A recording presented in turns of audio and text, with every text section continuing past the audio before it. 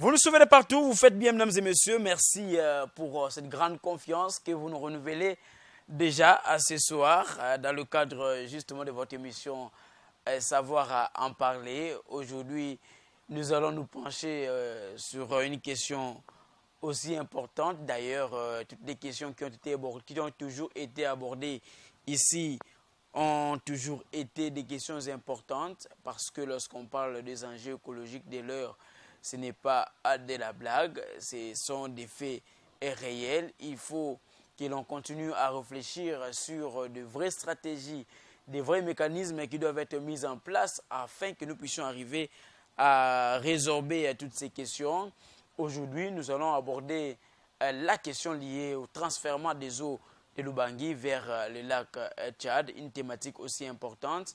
Vous n'avez jamais cessé de suivre depuis un temps des acteurs, que ce soit politiques ou encore en environnement, passer dans des chaînes de télévision pour analyser cette question. Nous allons aussi ce soir faire le même exercice avec un invité et lui, c'est Désiré Konga, expert en environnement. Bienvenue.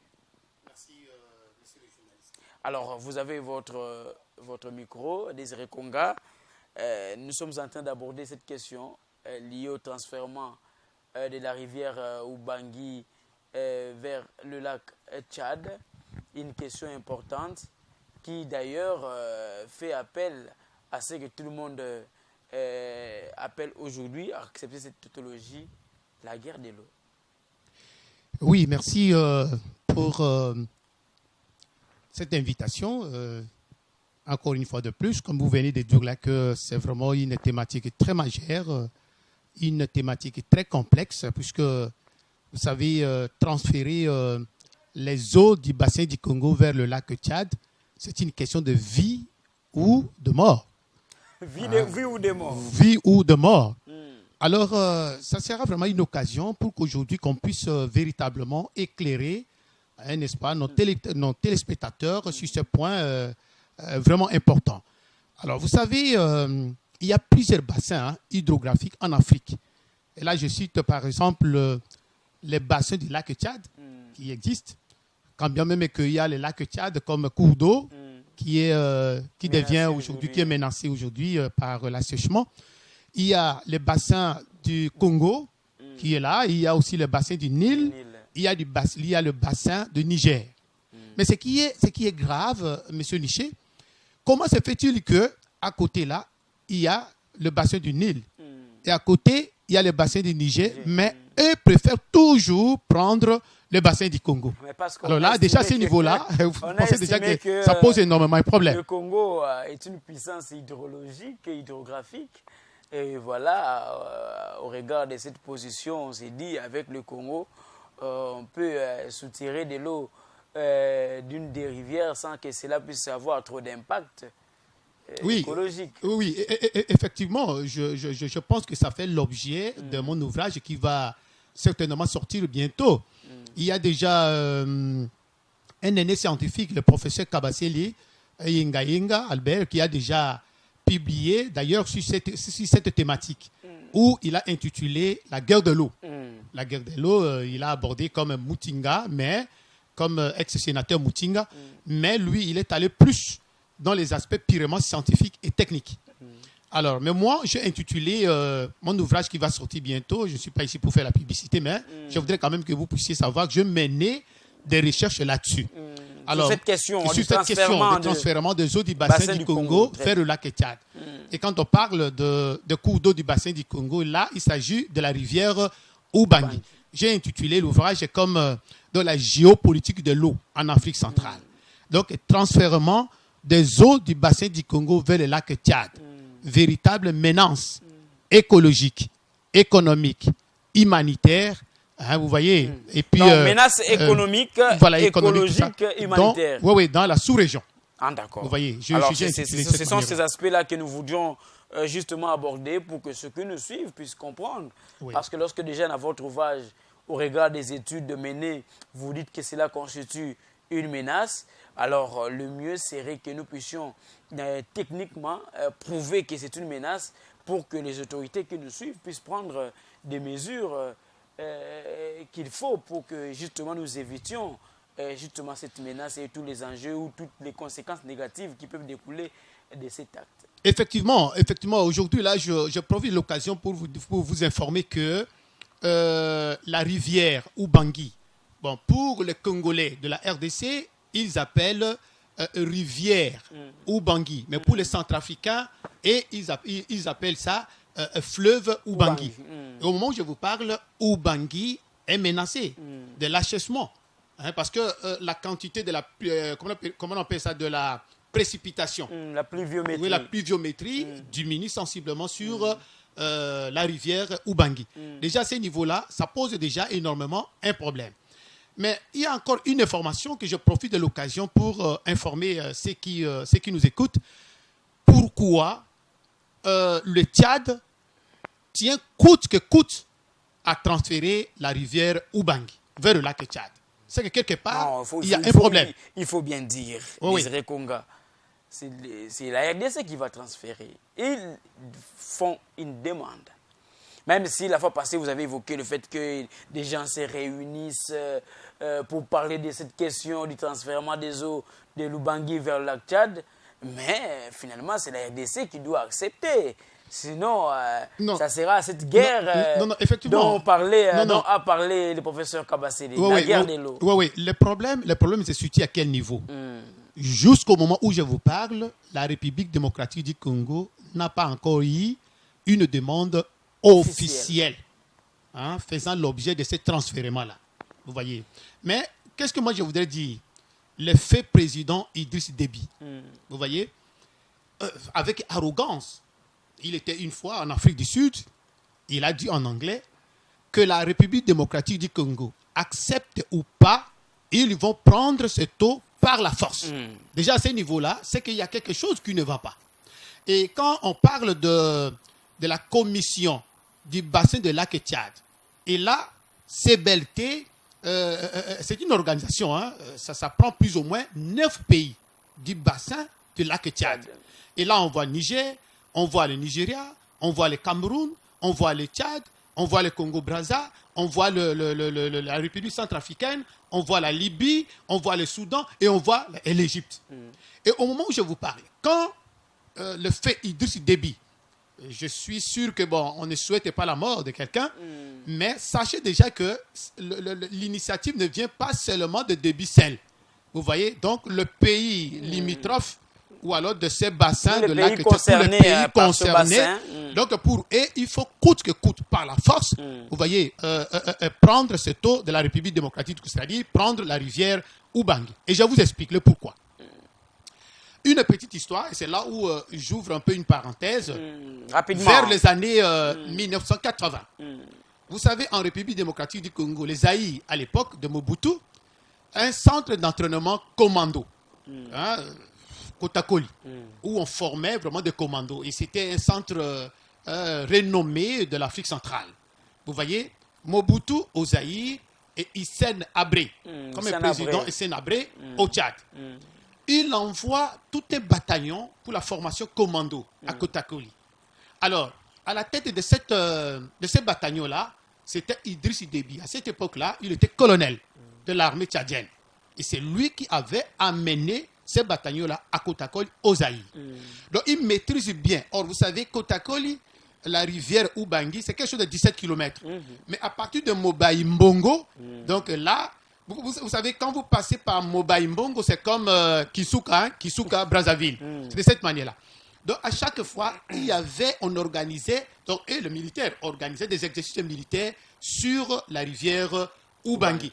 Donc, Idriss Déby maîtrise bien un peu cette contrée-là, et puis les enjeux même liés à Mobaï Mbongo, Kotakoli, Mobaï Mbongo, Guadolité, et puis en allant vers Zongo, qui est en face de la capitale banguissoise, Bangui. Vous voyez, c'est pourquoi pour lui, quand on lui propose, est-ce qu'il ne serait-il pas possible de prendre cette eau-là, même si ce n'est pas faisable, au niveau de l'embouchure? Il dit non.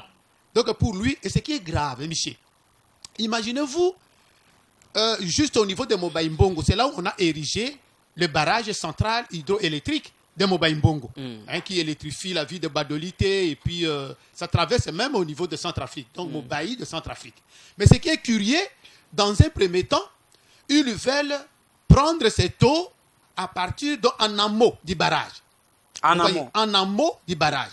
Et là, je précise, c'est tout un petit village là qu'on appelle Satema. Donc c'est là où ils avaient voulu, dans un premier temps, prendre cette eau. Alors, quand si on accepte de prendre cette eau-là en amont du barrage de Mobaïmbongo, donc on met croix sur le barrage.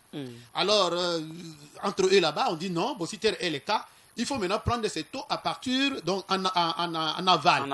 En aval. Et là, on parle de Palambo. Il y a un petit centre là, Palambo.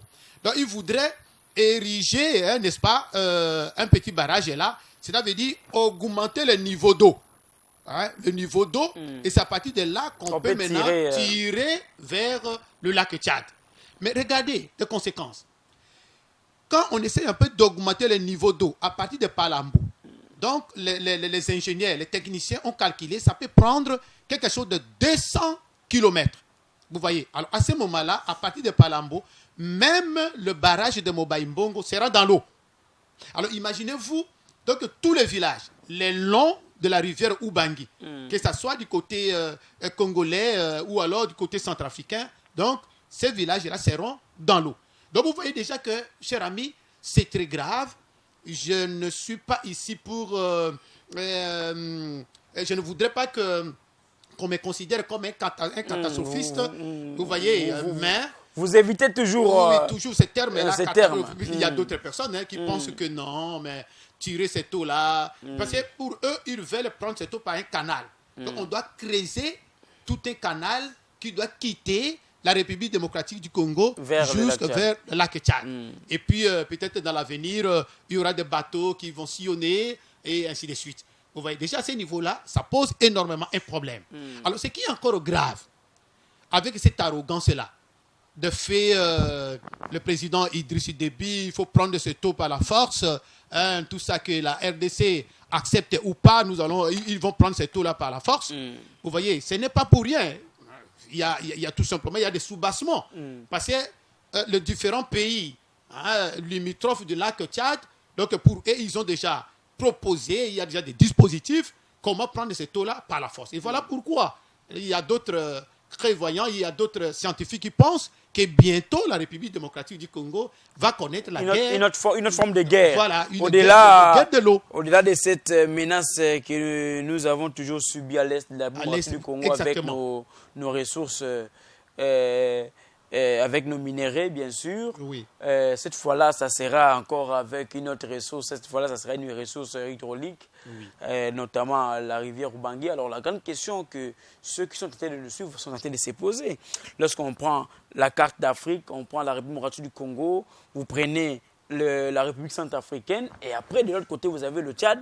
Oui. Ça va se passer comment pour que l'on puisse... Ce qui signifie que le Tchad devrait normalement... bien négocier avec la République centrafricaine, par exemple, ou la République du Cameroun, ou d'abord Congo en face, Cameroun, et puis faire passer ce projet. Ça va se passer comment techniquement? C'est bien pour la question. Je vous informe que tous ces pays ont déjà donné les ravals. Et ce qui est grave. Mais la RDC, on va y arriver. Oui. On va y arriver. Est-ce que la RDC a donné son aval ou pas? Mais on va y arriver. Mais lorsque on ne doit pas s'échapper parce que, à maintes reprises, tous ces derniers temps, nous avons suivi certains conseillers à la présidence de la République qui reviennent sur cette question et qui parlent plus de la solidarité africaine. C'est-à-dire qu'au nom de cette solidarité africaine, la République démocratique du Congo doit accepter justement de soutenir la situation de la Tchad, notamment en acceptant le transfert des eaux de l'Ubangi. Il y a même de ceux qui parlent même de la rivière où elle est. Cher ami, je pense que la solidarité dont vous faites allusion là, j'ai toujours dit la solidarité est là. Mais il ne faudrait pas qu'on fasse comme les chrétiens ont toujours l'habitude de dire, vous déshabillez Saint-Pierre pour habiller Saint-Paul. Rappelez-vous, oui, la solidarité est là. Mais la problématique est simple. tout doit passer par une négociation. Tout doit être clair.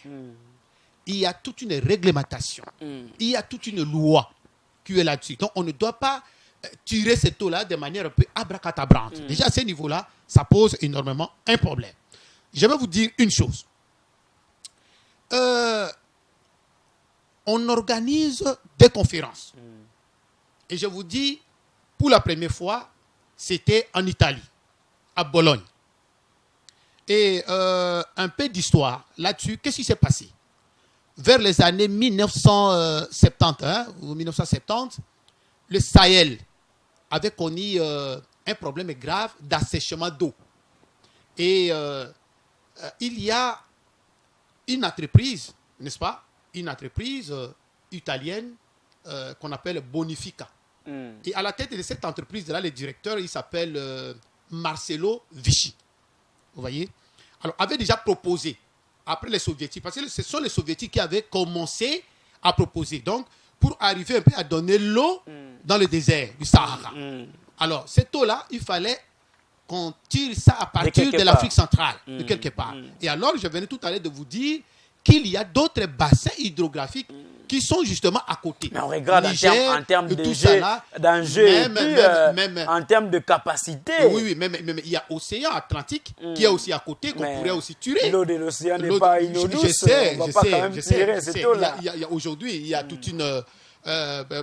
comment dirais-je, il y a de procédés pour pouvoir rendre ça douce, c'est-à-dire traiter. Ça demande encore beaucoup plus de moyens. Voilà Alors pourquoi, maintenant ces messieurs-là, il faut revenir à l'Afrique, à la RDC. Là, cher ami, cet Italien-là, Marcello Vichy, il élabore maintenant un projet.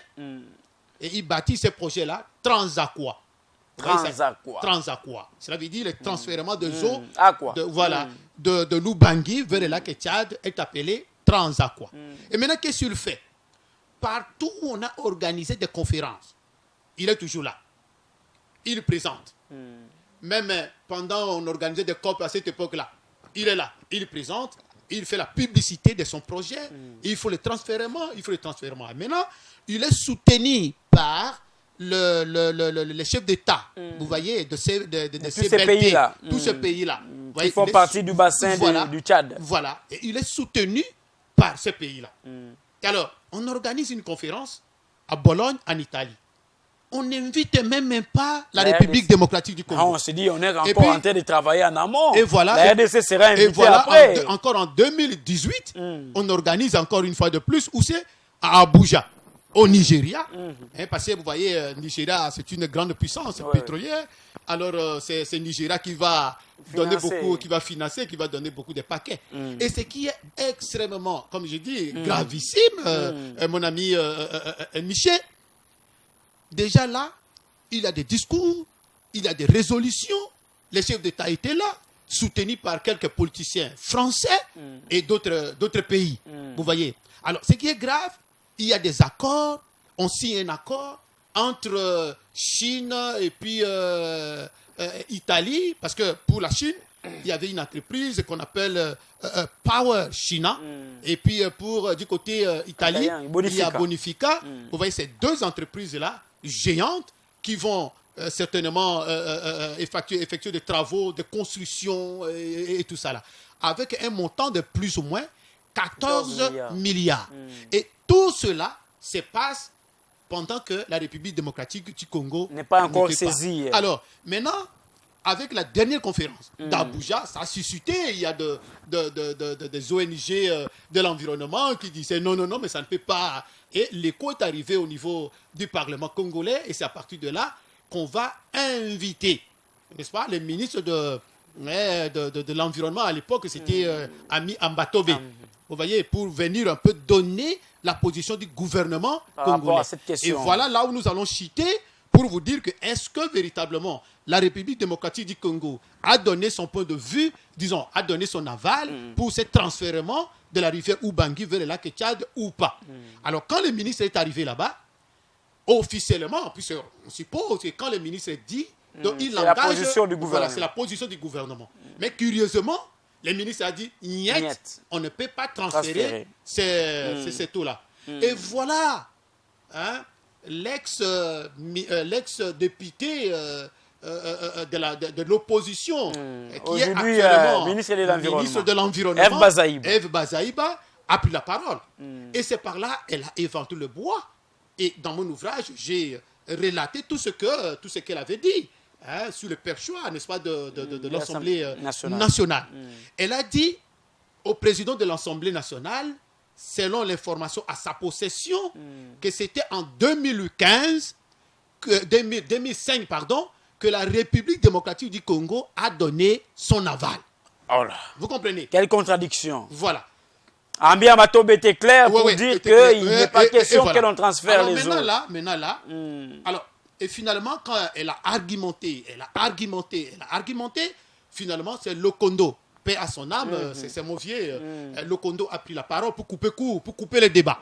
Et Lokondo a dit clairement au président de la séance, pour dire, il faudrait que les gouvernements congolais puissent écrire officiellement à l'ONU. Il faudrait que le gouvernement congolais donne sa position clairement, au lieu de rester dans l'ambiguïté. Sinon, en tout cas, ce n'est pas bien. Voilà la position de l'Assemblée nationale. C'était passé de cette manière-là. Mais quand le dossier est arrivé au niveau du Sénat, et là je salue, il y a à cette époque-là le sénateur Massikini, il y a aussi Didas Pembe, il y a Moutinga, vous voyez, ce sont les sénateurs qui ont intervenu pour dire niet, on ne doit pas transférer la rivière Ubangi vers le lac Tchad. Voilà, c'était ça la position, n'est-ce pas, du gouvernement congolais et puis du Parlement, ou alors des institutions. Voilà, des institutions. Maintenant, au niveau des ONG congolais, vous voyez, il y avait des réactions, on organisait, n'est-ce pas, des rencontres ça et là pour dénoncer cette histoire.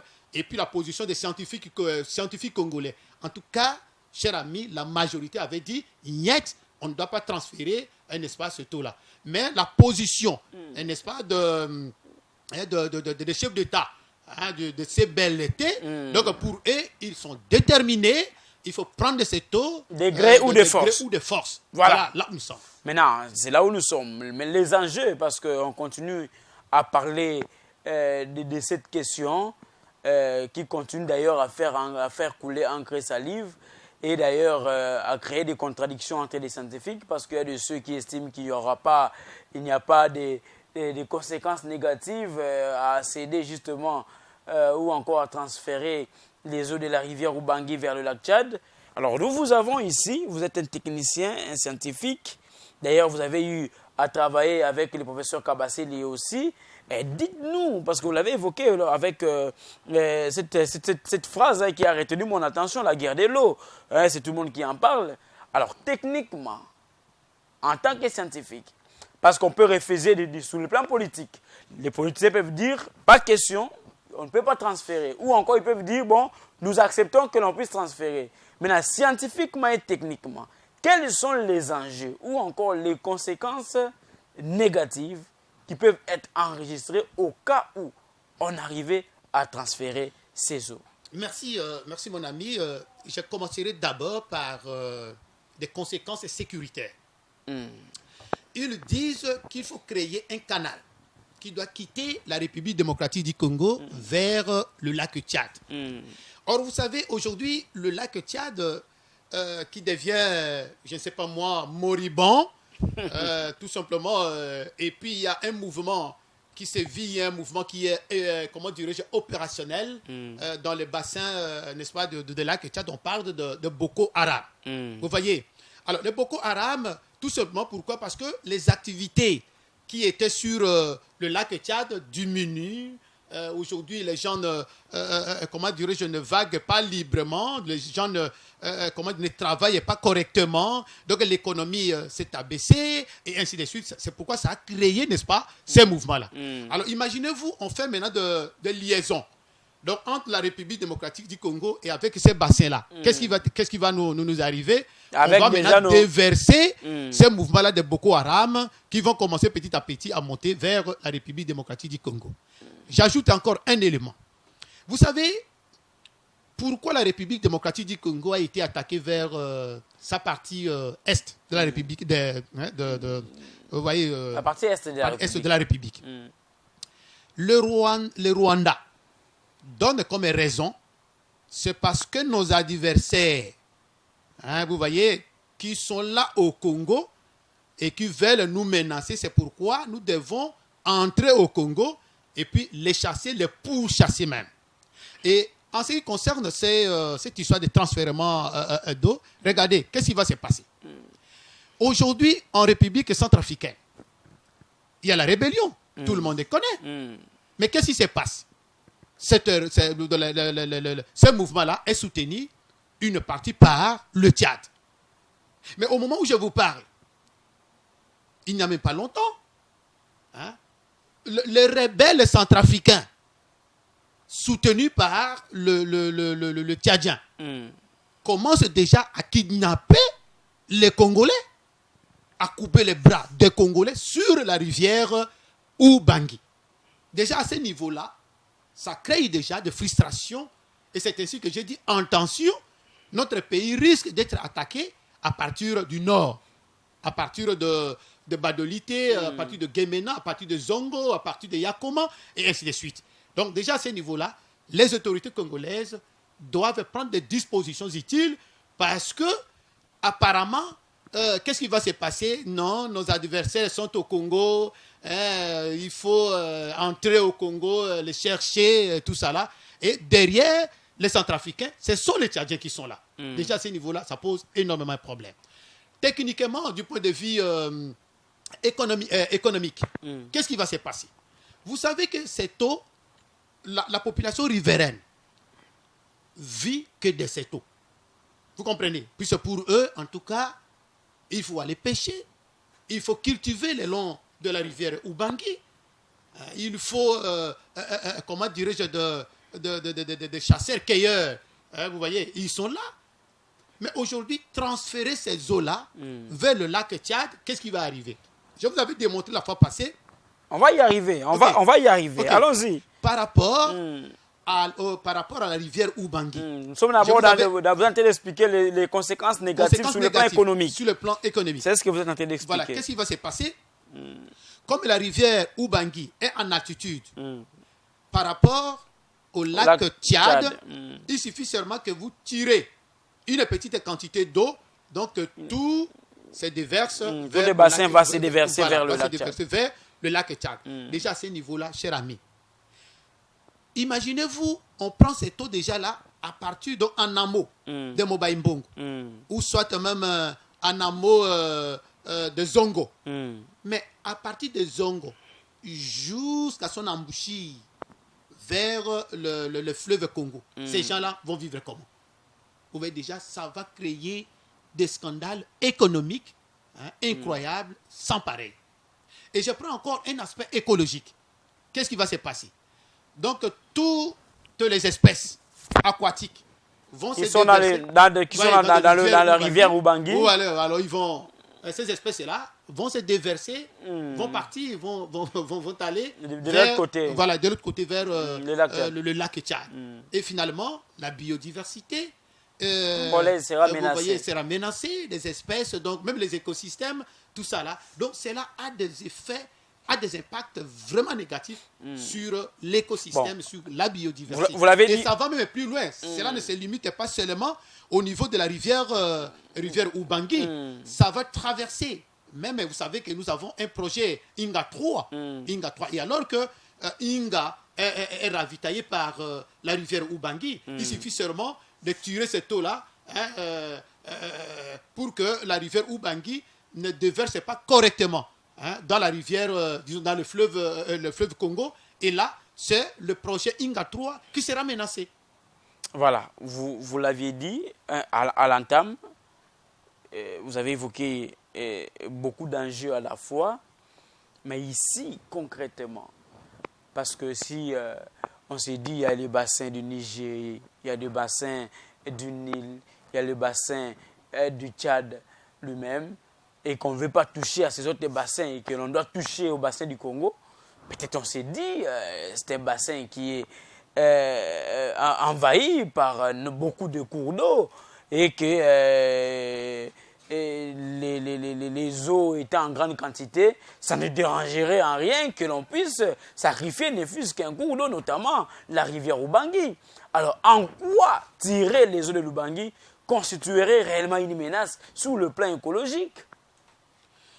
Non, vous savez, la vie... Au-delà des questions que vous avez évoquées, parce que si on prend les poissons qui quittent la rivière Ubangi parce qu'on déverse la rivière vers le lac Tchad, ils vont continuer à vivre et ils seront toujours dans leur milieu naturel, qui est l'eau. Mais sur le plan écologique, techniquement, quelles sont les conséquences négatives qui peuvent être réellement enregistrées et qui peuvent impacter négativement sur la République démocratique du Congo d'ici peut-être 10 ans, 20 ans ou encore beaucoup d'autres années plus tard? Non, il y a les conséquences. Donc la liste est vraiment très longue. Très longue.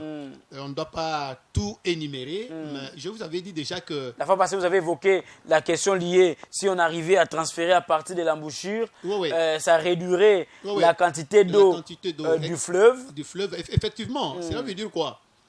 Regardez, les débuts ou alors la quantité d'eau du fleuve Congo, actuellement là. Alors, si on essaye un peu de diminuer cette quantité, il y aura toujours des impacts sur l'homme, sur les espèces, il y a beaucoup d'histoires. De quelle manière? C'est justement ces dons. Je venais tout à l'heure de vous dire, là où les gens ont besoin d'aller pêcher, à ce moment-là, ils ne trouveront plus encore de poissons à pêcher. Déjà, à ce niveau-là, ça impacte. Ça impacte déjà, vous voyez. Et puis, vous savez, la rivière telle qu'elle est là, c'est tout un écosystème. Il y a beaucoup d'histoires dedans. Vous voyez, il y a beaucoup d'histoires dedans. Parce que vous étiez en train de parler D'ailleurs, aujourd'hui, et c'est une information que je vous donne, vous savez que les phytoplanctons, vous voyez, les phytoplanctons séquestrent plus de CO2 que les arbres terrestres. Vous voyez. Alors imaginez-vous quand on diminue ou alors qu'on essaye un peu de tuer ces trous-là. Donc déjà même les phytoplanctons qui devraient jouer correctement son rôle, vous voyez, ça ne va pas jouer correctement son rôle. Donc il y a plusieurs facteurs. Parce que la fois passée, vous êtes en train d'évoquer le fait que là, ça réduirait la quantité d'eau du fleuve Congo déversé dans l'océan. Et plus tard, les eaux de l'océan vont commencer à pénétrer petit à petit le fleuve Congo, et ça va impacter négativement. Je vais y arriver. Je vous ai dit tout à l'heure ici que il y a beaucoup d'enjeux, il y a beaucoup d'impacts. S'il faut énumérer, en tout cas, la liste est vraiment longue. Mais regardez, je reviens tout petit peu en arrière pour parler un peu du complot. Quand on dit c'est un complot international contre la République démocratique du Congo, et ce que moi je regrette, c'était autrefois on parlait de minerais. Aujourd'hui, c'est la guerre de l'eau. Aujourd'hui, maintenant, on complote contre la République démocratique du Congo sur ce cours d'eau. Regardez ce qui se passe. Lors de mes recherches, aujourd'hui, vous savez, c'est la NASA aux États-Unis qui a publié la diminution, même l'assèchement de lac Tchad, de plus ou moins à 90%. Mais regardez ce qui s'est passé. Lors de mes recherches, je tombe sur un document d'un scientifique qui a critiqué. Cela veut dire par satellite, par la télédétection, la NASA a filmé, n'est-ce pas, le lac Tchad. Mais la NASA n'a pas tenu compte d'autres paramètres. Vous voyez, par exemple, des marécages. Vous voyez, dans des marécages, les gens pêchent. Donc, dans des marécages, donc, on suppose qu'il y a la présence d'eau. Vous comprenez? Mais la NASA n'avait pas tenu compte de ça. Donc, c'est pour dire que même les résultats... Dans de simples enjeux politiques pour s'attaquer à la République démocratique du Congo. Donc, c'est pour dire que même la statistique donnée pour dire que non, le lac Tchad diminue, ça sèche à quelque chose de 90%. Donc, c'est vraiment un résultat un peu énorme. Donc, c'est un résultat un peu biaisé. Donc, de ce côté-là, ce n'est pas vraiment bien. Alors, il y a d'autres scientifiques qui proposent de manière à ce qu'on puisse tirer cette eau-là à partir de l'embouchure. Et ici, sur ce plateau, je vous avais dit autrefois que tirer cette eau même à partir de l'embouchure, ce n'est pas du tout correct, ce n'est pas du tout normal. Il y aura toujours des impacts. Et je vous ai dit que, regardez, à partir de Mbandaka se trouve dans ce que nous appelons zone de convergence intertropicale. Vous voyez, et là, il y a des reliefs. Vous voyez, il y a des montagnes. Alors, nos amis, là, les experts de CBLT, hein? Oui, le pays, voilà. Quand je dis CBLT, de commission du bassin du lac Tchad. Donc, ces experts savent très bien qu'il y aura d'abord, ça sera un projet coûteux. S'il faut prendre cette eau à partir beaucoup de moyens. S'il faut prendre, voilà. Effectivement. S'il faut prendre cette eau à partir de l'embouchure, en tout cas, ça sera un projet Transaqua très coûteux. À ce moment-là, qu'est-ce qu'on devrait faire? Il faut tirer cette eau par gravitation. Cela veut dire pomper cette eau à partir de l'embouchure de manière à ce que cette eau remonte. Donc, ça monte et ça atteint l'auteur. Vous voyez, au niveau de Mbandaka. Et c'est à partir de là que ça va se déverser facilement dans le lac Tchad. Vous voyez, déjà à ce niveau-là, ça pose énormément un problème. Ils savent aussi pertinemment bien que bon, si on ne prend pas par gravitation, à ce moment-là, alors il faut prendre ça par canal ou soit par pipeline. Vous voyez, par mais pipeline. Ça va demander beaucoup de moyens, beaucoup de temps. Okay. Parce que quand on prend en termes de distance, c'est des millions de kilomètres. Millions de kilomètres, cher ami. C'est là où le problème, c'est pourquoi je vous ai dit que Idriss Déby savait très bien. Il ne faut pas aller déposer sur sa table un projet de transfèrement de la rivière Ubangui, où il faut prendre cette eau du bassin du Congo à partir de l'embouchure, et il va accepter. Non, d'ailleurs là, Idriss Déby avait dit, niet, il ne prendra pas cette eau-là à partir de l'embouchure. Pour lui, pour le Tchad et d'autres pays limitrophes, là pour eux, c'est la rivière Ubangui. Voilà là où alors, je disais ici, même s'il faut prendre cette eau par pipeline, pomper par pipeline, il y aura toujours des conséquences. Et je démontrais ici, scientifiquement, même, ce sont des principes physiques. Ce sont des principes physiques. Regardez, qu'est-ce qui va se passer? La rivière ou le fleuve Congo par rapport à l'océan Atlantique, vous voyez, le fleuve Congo est en altitude. Vous voyez? Alors, la quantité d'eau, qu'est-ce qui va se passer? La quantité d'eau déversée dans l'océan par le fleuve Congo, de 50 000 millimètres cubes par seconde. Vous comprenez? Alors, s'il faut tirer cette eau-là, parce que juste vers l'embouchure, il y a des obstacles. Il y a des obstacles. Donc, on ne peut pas directement prendre là où l'eau se déverse. Donc, il faut encore remonter tout petit peu, vous voyez, en amont, pour quelques kilomètres, et puis prendre de l'eau. Alors, à ce moment-là, si on tire l'eau, à partir de là, donc, cette quantité-là qui s'est déversée dans l'océan va diminuer. Alors maintenant, le principe physique nous dit quoi? Même après 10 ans, cher ami, même après 15 ans, après 20 ans, qu'est-ce qui va se passer? L'océan aura tendance à remonter. Petit à petit, l'océan remonte, et commence maintenant à entrer dans le fleuve, commence maintenant à repousser les eaux du fleuve. Or, vous êtes d'accord avec moi que l'océan est salé, mais tandis que le fleuve Congo, c'est une eau douce. Alors, au fur et à mesure que l'océan salé, qui va commencer à pousser, pénétrer dans le fleuve, non pas seulement pénétrer, mais repousser l'eau du fleuve. Et en même temps, ça va pénétrer. Ça va pénétrer. Et au même moment, les écosystèmes, les espèces aquatiques qui étaient déjà habitués à cet endroit-là vont faire quoi? Ils seront menacés. Ils vont disparaître même. Voilà, ça c'est la première conséquence. La deuxième conséquence, là nous sommes toujours au niveau de... Là vous n'avez pas des espèces, mais aussi tous ceux qui tirent cette eau pour la consommation. Pour la consommation, effectivement. C'est pourquoi je vous dis que... En tout cas, alors, la deuxième conséquence, c'est encore quoi? Oui, on accepte qu'on tire cette eau-là par pipeline. Il faut compter. Alors, vous venez d'évoquer ici, n'est-ce pas, la distance. À partir de là, jusqu'au lac Tchad. Vous voyez, Alors, ces pipelines-là, c'est quand même des kilomètres à parcourir. C'est quand même des kilomètres à parcourir. Donc, et puis, non pas seulement à parcourir, mais il y aura aussi des travaux à effectuer. Mais, mon cher, mais les longs, donc les parcours de ces pipelines-là, mais on va détruire des espèces.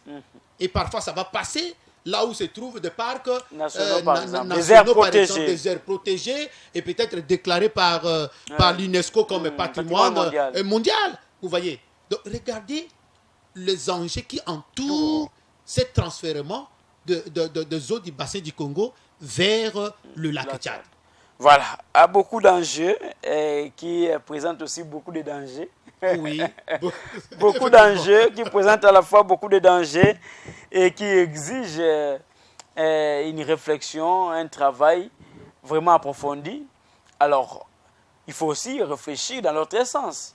Quelle est la solution que l'on peut alors apporter au-delà du transfèrement de la rivière Ubangi vers le lac Tchad? Quelle est l'autre solution que l'on peut proposer pour sauver le lac Tchad et éviter justement cette guerre de l'eau? Oui, très bien, cher ami. Vous savez, lors de mes recherches, j'ai trouvé que pourquoi le lac Tchad aujourd'hui est devenu moribond, c'est que quelque part, d'abord, l'exploitation.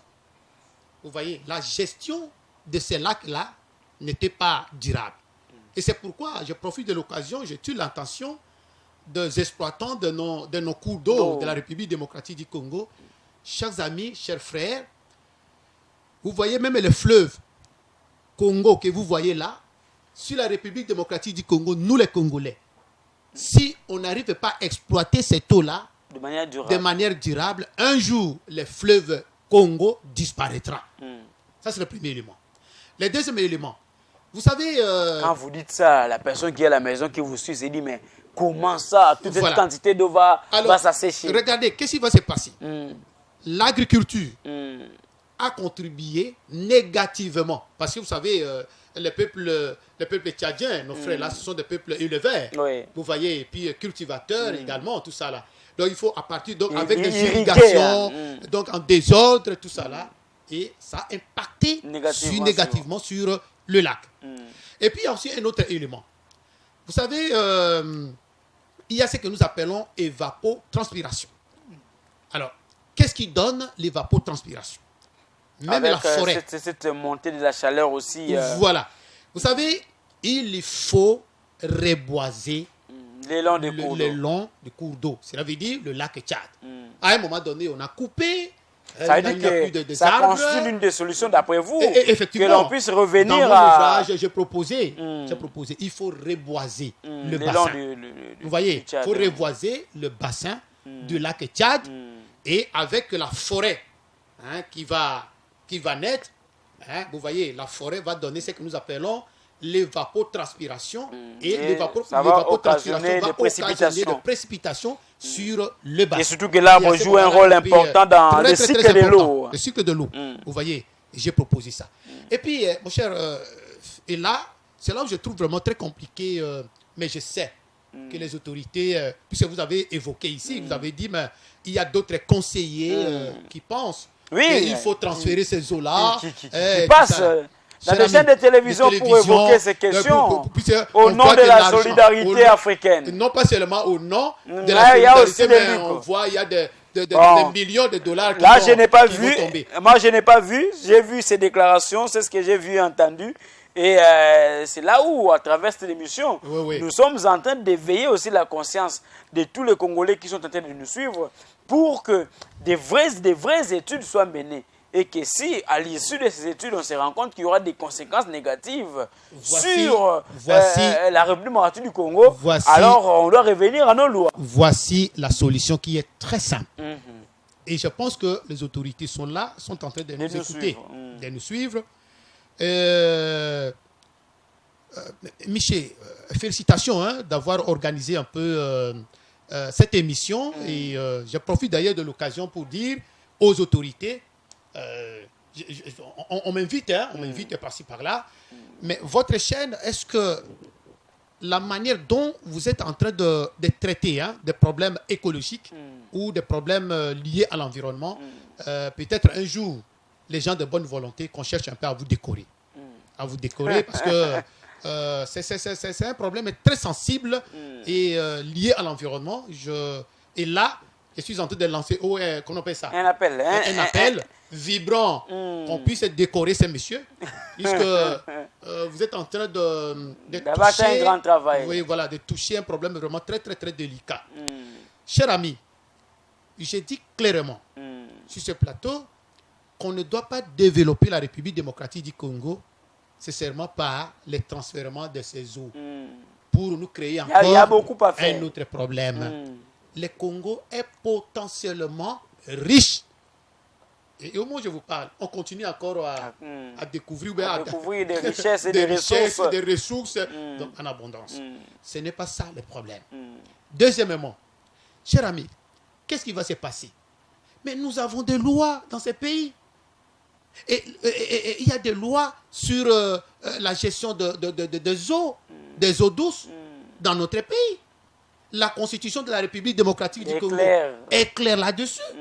Et je vous dis, et chaque fois quand j'arrive là-bas, je préfère expliquer ça en français facile, puisque je ne suis pas juriste. Mais que dit les textes, mon cher ami? Les textes disent ceci. Et là, il ne s'agit pas seulement de l'eau. Il s'agit également même de forêt, même une portion de terre. Parce qu'on a toujours l'habitude, peut-être demain ou après-demain, on peut aussi couper une partie là, on donne tout ça là. Mais je vous dis, qu'est-ce que dit les textes? Les textes disent ceci. Si vous voulez, n'est-ce pas, prendre une partie, ou alors prendre une partie de vos eaux et donner à un autre État, il faudrait que cela soit soumis au référendum. C'est le peuple qui va décider directement. C'est la population congolaise qui va décider. Très bien. Mais pourquoi cet acharnement? On organise des conférences sans inviter la République démocratique du Congo. Et je suis en train de demander parce que nous arrivons à la fin. Puisque nous arrivons à la fin. Pour ne pas respecter les textes. Très bien. Alors, dans ces cas, c'est aux autorités de la République démocratique du Congo de prendre conscience. Exactement. Et de réfléchir sur je pense le fait que nous devons manifester notre puissance écologique. Elles ne vont pas accepter. Et aujourd'hui, je pense que le Congo est très puissant avec sa méga biodiversité. On a toujours été puissant, mais les retombées sur la population, ça a été ça le problème. Espérons qu'on ne viendra pas avec des discours qui iront dans le sens de écouter, comme on l'a dit déjà, au nom de la solidarité africaine, nous devons secourir le lac Tchad. Il faut que nous puissions accepter le transfèrement de l'Ubangi vers le lac Tchad. J'ai entendu quelqu'un parler même de la rivière où elle est.